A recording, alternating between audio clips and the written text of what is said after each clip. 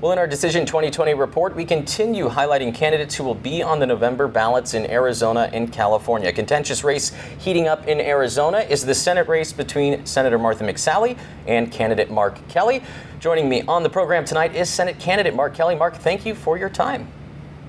Well, thank you for having me on, Brandon. Absolutely. A range of topics I want to touch on today, from the national level to the local level, which is where we'll begin. Cases of COVID-19 continue in a downward trajectory in Yuma County. As of yesterday, 8 people were hospitalized. However, there have been more than 12,000 cases. 342 residents have died.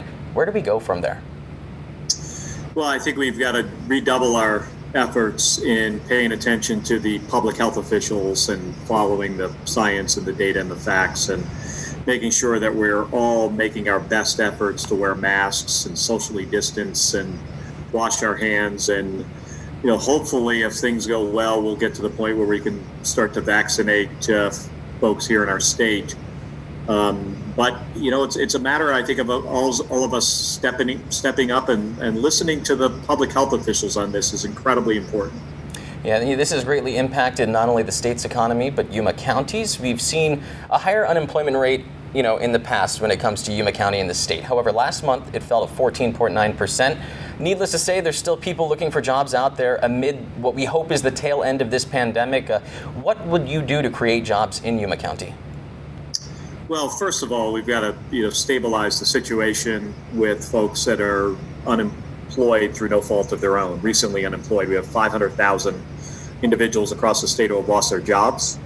Some of them have become employed since then, but the federal government, I really feel, has just dropped the ball on this. United States Senate went on vacation, and instead of providing the relief, the added unemployment benefits that families really needed, and they're having to make horrible choices.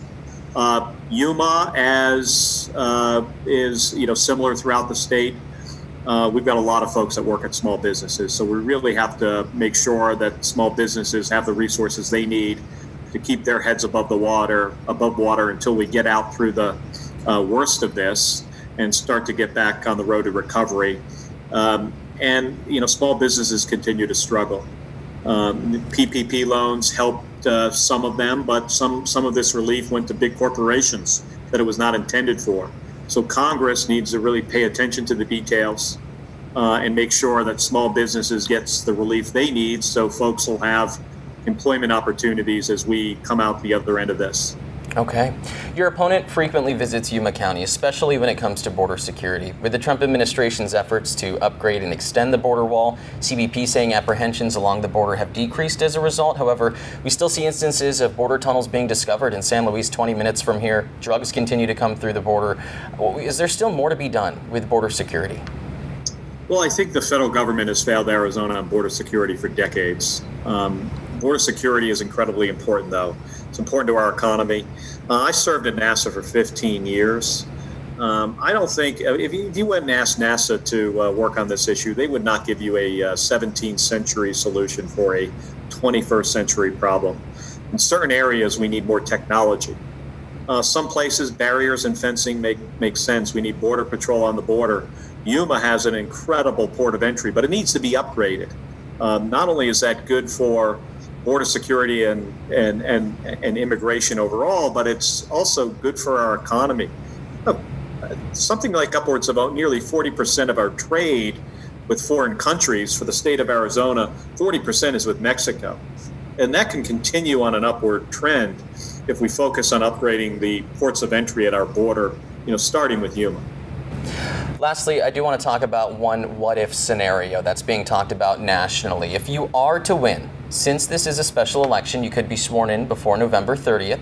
If Senate Republicans hold a confirmation vote post-election, that would mean you could get the opportunity to vote in the opportunity to fill the seat, which is what the Senate Republicans are looking to do. If that is to happen, would you vote for the president's nomination?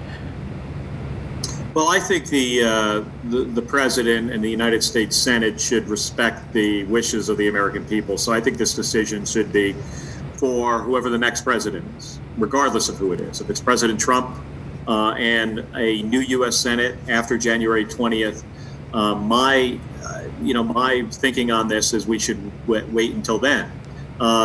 But if I'm given an opportunity, it's clear we are 45, I think, from today, 40 something days away from the election, and this is a very big decision, a lifetime appointment to the Supreme Court.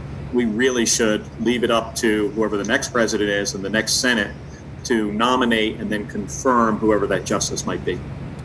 Mark Kelly, always great to have you on. Thank you for your time. Thank you, Brandon.